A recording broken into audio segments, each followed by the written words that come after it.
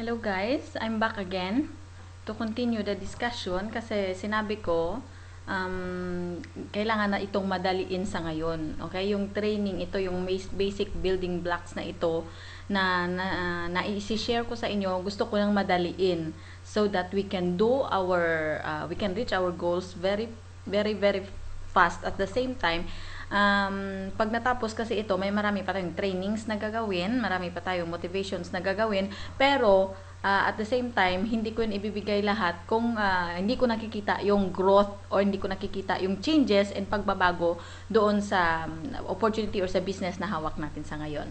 So, gusto kong i-discuss ito ng madalian, meaning hindi siya maglalast ng within this week, within another 4 to 5 days. Hindi na siya maglalast dapat ng ganung katagal kasi gusto kong tapusin na agad para maibigay or ma-share sa inyo yung videos na ito na sinishare ko para mas matagumpay nating magawa ang ating business.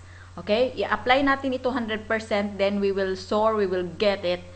Yung goal natin, yung targeted goals natin na every week is meron tayong growth or changes doon sa pagkamit natin ng success. So, I hope you are ready for your pens and paper or notes para dito sa susunod nating video. So, so far, babalikan natin ang journey natin doon sa first and second building block. So, ang first and second building block natin is yung first is the dream. Diba? Sabi ko, ang first basic building block is dream. Ngayon, kung wala kang dream, sabi ko, no need to start in network marketing. No need to reach the goal. No need to to aim for the success if you have not started with a dream. Kasi kung wala ka nun, matulog sa banga. Kung walang perang ibili ng banga, magpa-donate tayo. Okay? Maghanap tayo ng donation para makabili tayo ng banga and then matulog sa banga. Okay? So, dapat may dreams. And then, pangalawa po, pagkatapos, ang lahat ng dreams natin na yan, kung ano man ang klaseng dream na meron tayo, we will never, ever achieve it without the full commitment 100%. That we are sticking to it no matter what it takes, no matter what happened, let's stick to it, 100% commitment, then you will get it. But there are still crucial building blocks na kailangan natin dito sa ating business, sa ating network marketing na business para magiging smooth, magiging successful talaga ito. May apply natin yung dreams na yan, magagawa natin commitment na yan, paano ang mga tools na susunod. So, yung building block number 3 is the so-called name list. Okay? Name list. Or listahan, hindi listahan ng utang, okay? Hindi listahan ng hulugan ng listahan, kundi listahan ng mga pangalan. Usually, ito yung crisis sa network marketing. Okay? Crisis ito. Okay? At usually, ito yung nangyayari. Pagkatapos kasi nating mag-aral sa ating elementary, sekundarya, hanggang pumunta tayo sa university, pagkatapos nun, nagsulat na tayo ng mahabang panahon. So many years na pagsusulat. Kaya sasabihin mo sa sarili mo, kaya nga natapos ko ng pag-aaral ko. Natapos ko na yung pagsusulat na yan. Susulat pa rin ako? Yes, you need to. Kasi crucial yan sa business na pinasukan mo. Meaning, very important yan. And don't also, wag mo rin, don't take it wrong also. Nasabihin mo sa akin, mukha ba akong estupido? Mukha ba akong estupida? Mukha ba akong tanga? Hindi ko maalala lahat ng pangalan na yan. Hindi ko maalala mga prospect ko na yan, mga kaibigan ko. Don't take me wrong. Don't get me wrong.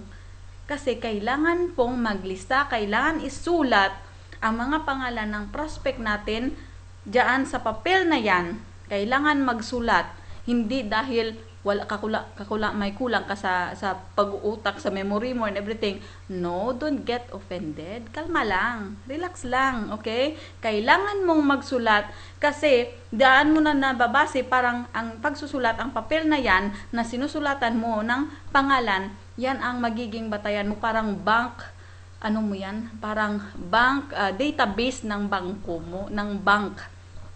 Databases ng bank mo, ng amount na kailangan mong maipon dyan nakasalalay sa papel na yan.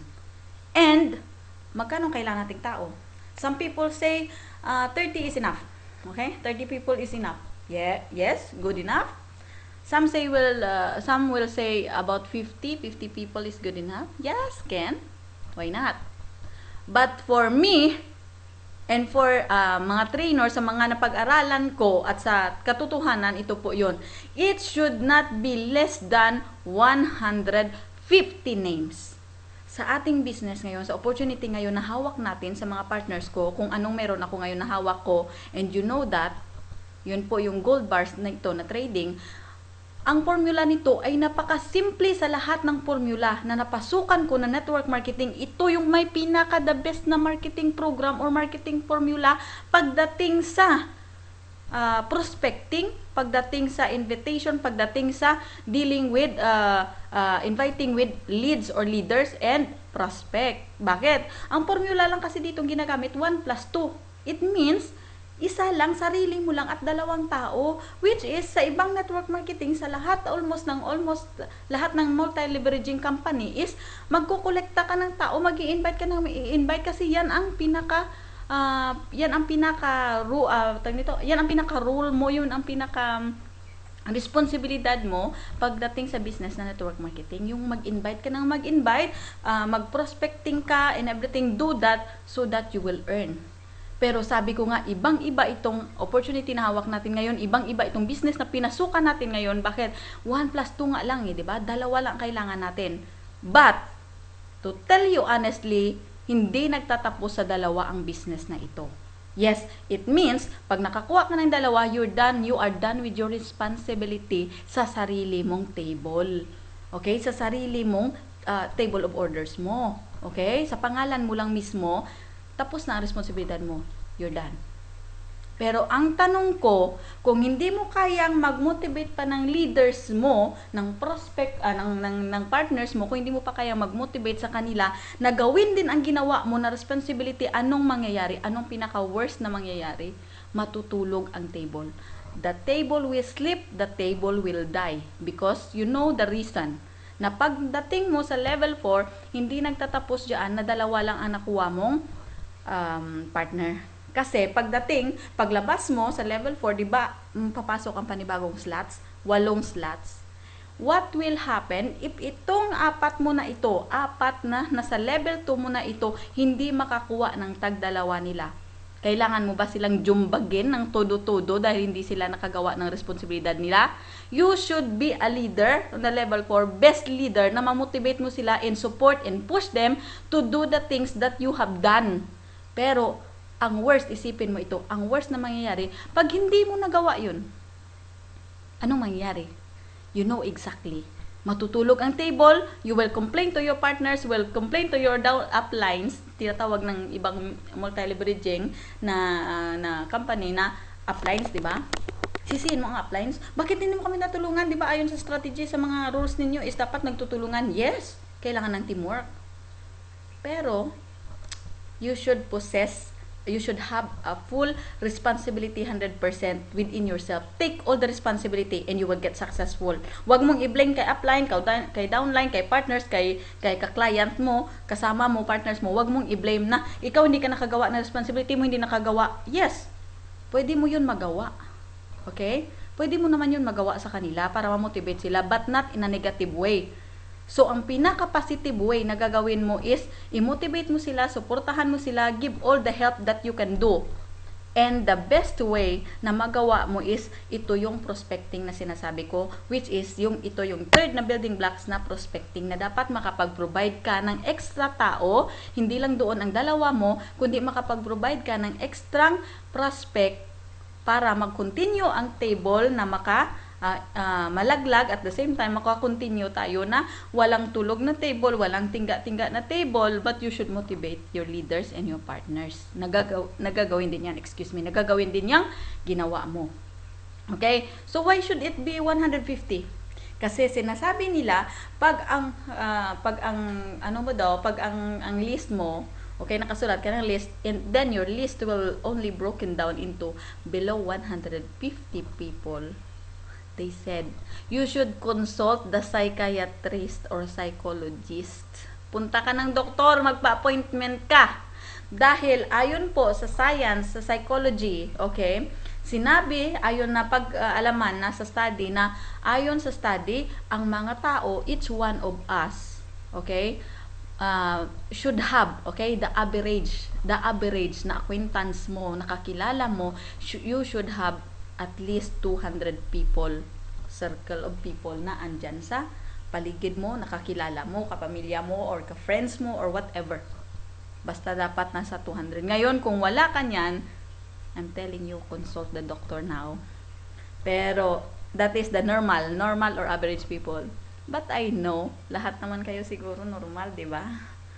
Huwag niyong sabing hindi, di ba? Dahil hindi ko pa niniwalaan. Okay. So, you should have the 150, at least 150. And, supposed to be, hindi ito bumababa sa 150, and dapat sumusobra ito. Nung nakaraang nag-MLM ako, sa ibang company, Binaris company and everything, mga networking ko.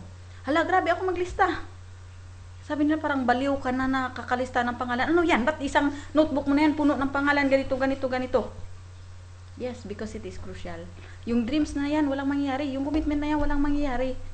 Lahat ng yan kung hindi dahil dito sa name list. And ang isang sakit sa network marketing, number one disease in prospecting and the name list is ang disease ng prejudging.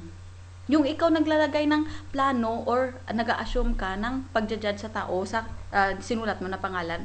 Sabi mo, ito si ate A na ito. Okay? Si ate Ami, si ate An. Ito parang, okay, ito na ipasok sa business ko, pero parang nakaka-intimidate siya. So, wag na ito. Yung parang may ganun ka. And then, mag-prejudge ka na naman na, si ate na ito, may pera siya, pero parang hindi siya positive masyado. Kahit gusto niyang sumali, pero hindi siya mas positive masyado. At saka may pera siya. So, wag na ito. Delete. Okay. O si kuya, gusto ni kuya na sumali, pero ang dami niyang rason, dami niyang ano. Wag na ito. Erase. O si brother, okay ito. Kaya lang, masisira ang team namin pag siya ang pinasok ko. Wag na ito. This is called prejudging. Nag-assume ka na agad. Hindi mo pa alam, nag-assume ka na ng personalidad ng tao. It should not happen. This is a mistake and this is a disease in network marketing. Na kung saan, hindi nila alam. Yung si ate, si kuya na yun, yung sinasabi mo na yun, hindi nila yun alam na nagja-judge ka sa kanila ng ganyan. So, you should not prejudge. Huwag kang mag-prejudge. Kasi ang name list na sinasabi ko, na building blocks na ito, you should put all. Everybody and anybody, kahit sino. Doktor, dentist, guro, teacher, classmate, batchmate, kaibigan, kaaway, kapamilya, lahat na sa kapamilya mo palang dami na eh. Sa Facebook friends mo palang ilang libo na dyan, di ba? Diba? So, lahat ng yan, ilagay everybody and anybody, you can put everything there. So, wag na wag tayong mag-prejudge. Gawin natin yan. And it is very, very crucial sa atin. So, yan ang pinaka-important. Isa rin yan sa pinaka-importanting building blocks ng ating, tawag nito, network marketing na business. Isa yan sa pinaka-importante. You should not prejudge and you put all the names. Kahit nakatabi mo lang dyan sa train, nakatabi mo yan, nakakain sa McDo, nakatabi mo yan. But you should have sorting. Importante, sa name list mo, yung may sorting ka, nagsusort ka. Meron dyan hot, meron warm, meron cold.